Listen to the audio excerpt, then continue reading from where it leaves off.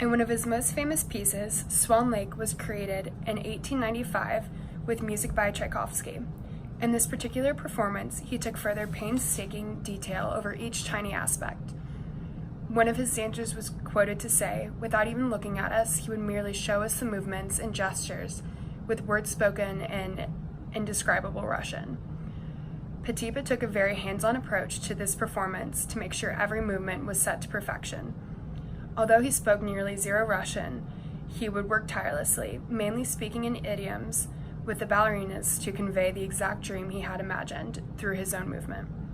The set had a beautiful landscape background, and in this piece, many bystanders in Victorian-esque clothing sat along a fence.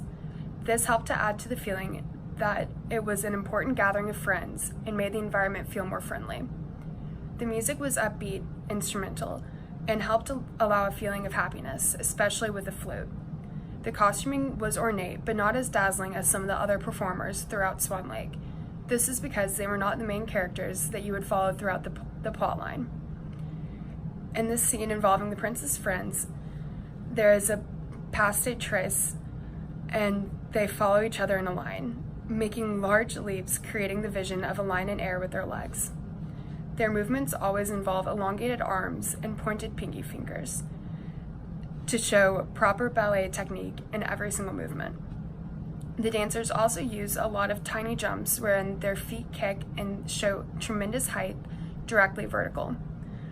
This was a different jump than many that we had previously witnessed, and it helped to add a jovial feeling to the dance.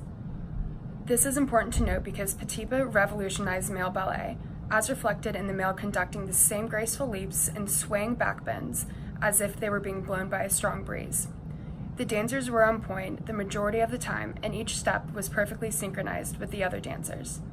Having three people perform all together made it seem much less intimate and gave a friendlier feeling.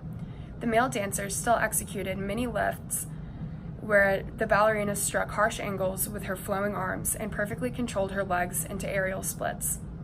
Classic duo technique was used with the male directly behind the female, guiding her as she beautifully spun in front of him.